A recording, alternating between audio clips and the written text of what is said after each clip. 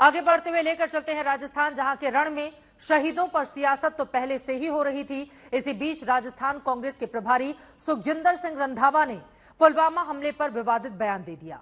रंधावा ने बीजेपी पर सियासी फायदे के लिए पुलवामा हमला करवाने का गंभीर आरोप लगा दिया है। अब बीजेपी कह रही है कि देश, सेना और शहीदों की शहादत का अपमान करना कांग्रेस की फितरत बन गई है। यह तय लग रहा है कि राजस्थान विधानसभा चुनाव में यह मुद्दा हावी रहने वाला है।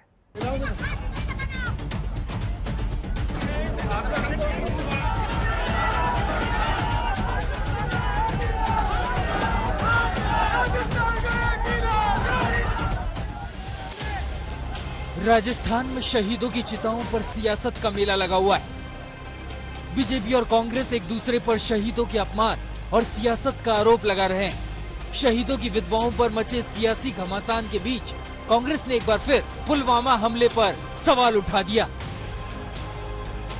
राजस्थान कांग्रेस के प्रभारी सुखजिंदर सिंह रंधावा ने कह दिया कि पुलवामा हमले की जांच कराई जानी चाहिए।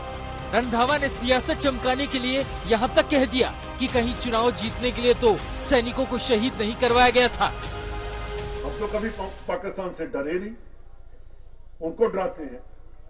तो मोदी साहब कहते हैं कि हम घुसखोर मारेंगे। अरे भाई, और पुलवामा कैसे हो गया उसकी इंक्वायरी कराओ। आज तक जवानों का पता नहीं चला कैसे शहीद हो गए। कहीं इलेक्शन लड़ने के लिए तो नहीं ऐसा कर दिया। पहले से हमलावर बीजेपी को रंधावा ने बैठे बिठाए एक और मुद्दा दे दिया। बीजेपी बोली, शहीदों, सेना और देश का अपमान कांग्रेस की पुरानी फितरत रही है। पुलवामा शहीदों को जब अंत्येष्टि दी जा रही थी, हो रही थी, उस समय उनसे ऐसे माहौल के अंदर गलत सहानुभूति दी गई, गलत वादे करे गए, झूठ बोला गया उनके मंत्रियों द्वारा, और वो वीडियो पर है। और जिस समय चुनाव बिल्कुल सर पे था, इसका मतलब स्पष्ट है कि चुनाव के लिए आप कुछ भी वादे करने को तैयार हैं, तो आज फिर कानून क्यों दिखा रहे हैं? कांग्रेस बीजेपी के आरोपों पर बिफर गई। कांग्रेस नेता कह रहे हैं कि बीजेपी झूठ का पुल बनाने में माहिर है और गहलोत सरकार में शहीदों के परिवारों को हमेशा उचित सम्मान मिला है। उधर केंद्रीय मंत्री अर्जुन राम मेघवाल ने कहा है कि सीएम अशोक गहलोत ने ही शहीदों के परिजनों से पहले झूठे वादे किए। सीएम उनके घर जाकर के कहा कि हम आपके देवर को नौकरी दे देंगे। ये किसने कहा सबसे पहले? फिर उन्हीं राजस्थान सरकार, जो कांग्रेस की सरकार, उनके एक मंत्री जाते हैं और मंत्री कहते हैं हम नौकरी दे देंगे।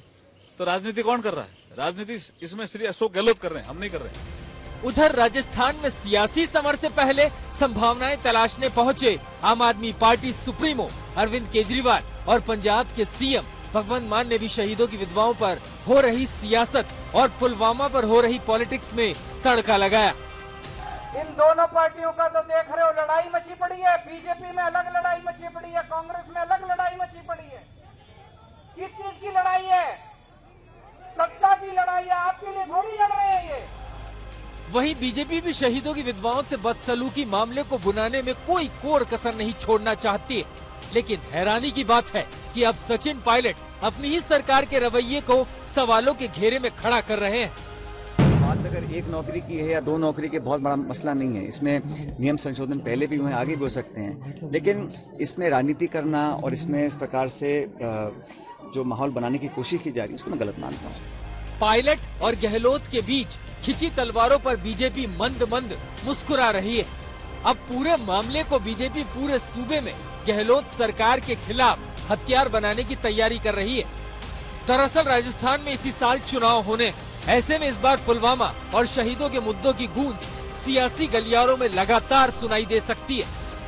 शरद कुमार के साथ देवांकुर, जयपुर, आज तक।